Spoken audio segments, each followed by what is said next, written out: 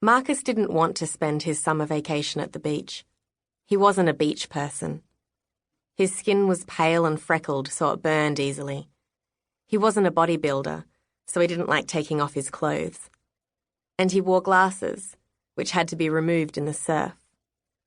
Marcus would have been quite happy sitting in his bedroom all summer long, playing computer games. His favourite game was cruising for a bruising. Even though he was only 11 years old, he had already reached the lowest first-class deck on the SS Midas. There were just 5 decks to go. Once he had fought his way past the angry chefs in the gourmet kitchen, dodged the fat people bouncing off each other on the dance floor, and pushed all the armed lifeguards into the heated pool, he would be within easy reach of the bridge. He was looking forward to his life and death struggle with Captain Creep. Defeating this evil despot would mean conquering the world's largest, richest luxury liner. Marcus couldn't wait to do that. He had plans for all the stewards who had been throwing deck chairs at his stowaway avatar. But Marcus's mother didn't care about his plans. She had plans of her own. That was why, on the last day of school, he arrived home to find an unfamiliar trailer attached to his mother's car outside their house. It was cheaper to buy this old trailer than to hire a nicer one for the week, explained his mother, whose name was Holly Bradshaw. I got a great deal because it was taking up valuable space in the lot. No one wanted to hire it. I'm not surprised, Marcus muttered. The trailer was small and dirty and covered with dents. There were dead flies on all its windowsills. Inside its poky living area, the 2-burner stove was encrusted with grease, as were most of the bench tops. The curtains were in shreds. The linoleum was sticky. It's a bit small, Marcus pointed out, just in case his mother hadn't noticed. That doesn't matter, she said. There's plenty of room for the 2 of us. Besides, just look at all the cupboard space.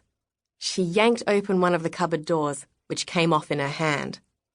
Don't worry about that, she added, hastily propping the door shut. I'll fix everything before we go, and I'll give the whole place a good scrub too. Will scrubbing get rid of the smell? Marcus sniffed suspiciously. It smells like sweaty gym clothes in here. Really? I think it smells like mouldy baked beans. When Marcus screwed up his nose, Holly tried to reassure him. We'll air the place out. I'm sure it's not permanent. Maybe the little old lady used to smell a bit. Marcus was confused. What little old lady? He asked. The little old lady who used to live here. Gazing at his mother in alarm, Marcus squeaked. She didn't die in here, did she? Of course not. How do you know? Because the man at the lot told me she didn't. Marcus wasn't convinced. I hope she didn't die in here, he mumbled. I hope it's not haunted. Holly laughed. Don't be silly, she rejoined. Whoever heard of a haunted trailer? Marcus shrugged. He adjusted his glasses and looked around the cramped, grimy, battered space. He didn't want to spend a whole week in it.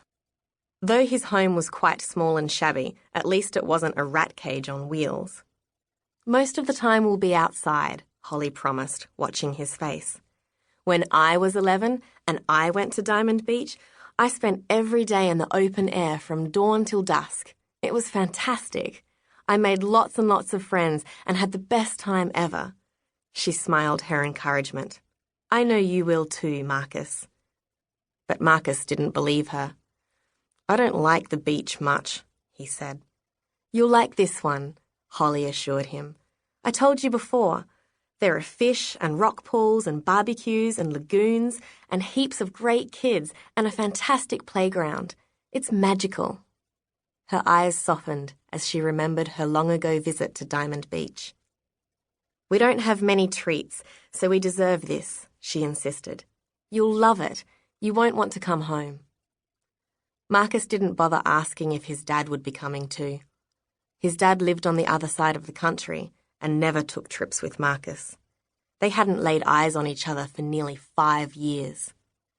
Instead, Marcus asked an even more important question. Can I bring my laptop? No. Holly was firm. You spend too much time on that computer. I want you to get out and enjoy the real world while you're still a kid." Marcus sighed.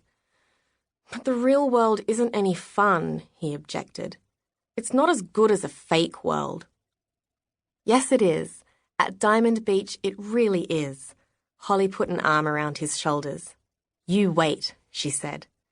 "I guarantee Diamond Beach will be more fun than any computer game. It'll be our best holiday ever."